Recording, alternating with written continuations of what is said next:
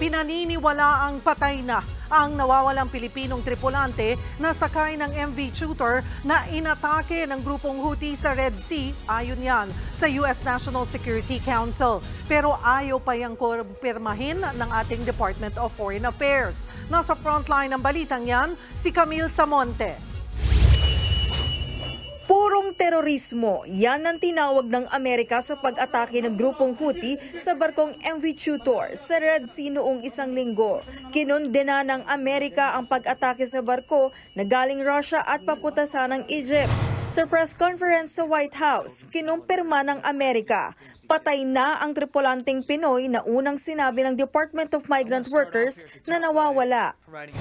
The Houthis attacked the Liberian flagged, Greek-owned, and operated bulk cargo carrier merchant vessel Tudor, killing a crew member who hailed from the Philippines. This is pure terrorism. There's simply no other word for it. Ang mga pag-atake ng Houthi rebels sa mga barkong dumaraan sa Red Sea ay bilang pagsuporta nila sa Palestine sa gitna ng bakbakan ng Israel at Hamas. Giit ng Amerika, walang kaugnayan ng MV Tutor at ang isa pang barkong inatake rin ng Houthi sa giyera ng Israel at Hamas.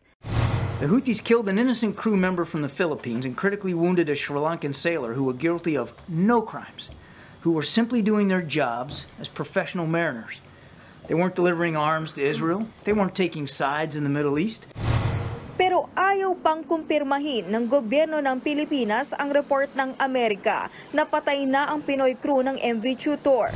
We cannot confirm yet yung status ng Pinoy na seafarer na nawawala. The search operations will be undertaken once nasa safe port na yung vessel. Pero kausap na ng OWA at ng DMW yung family ng missing seafarer natin, and we are continuously providing all the support and help na kinakailangan po nila.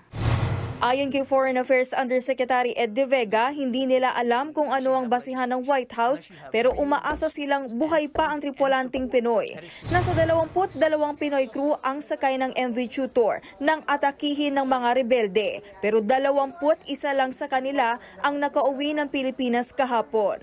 Kasunod ng insidente, pinag-aaralan na ng DMW kung kailangan ba ng total deployment ban sa mga barkong dadaan sa Red Sea. Sa ngayon, may direktiba sa mga ship owner na umiwas sa Red Sea. May right to refuse policy rin kung saan pwedeng tumanggi sa deployment ang tripulanteng Pinoy. Para kay Senator Amy Marcos, dapat munang suspendihin ang pag-deploy ng mga Pinoy seafarers sa mga peligrosong lugar.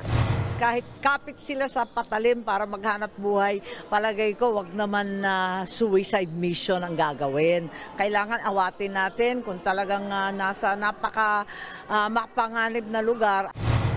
Sang-ayon dyan ang unyon ng mga seafarer. If you cannot avoid it, and then we have a list of things that we want to be done so that our seafarers can enjoy some benefits. Mahirap nga mag-transit dito sa mga lugar na to. Minsan ay kailangan talaga para, especially for trade.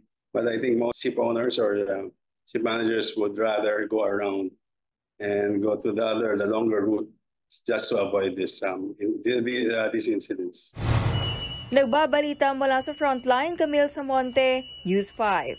Mga kapatid, Lucy Cruz Valdez po, maging maalam at may pakialam sa mga napapanahong balita sa bansa. Tumutok at mag-subscribe sa News 5 social media pages.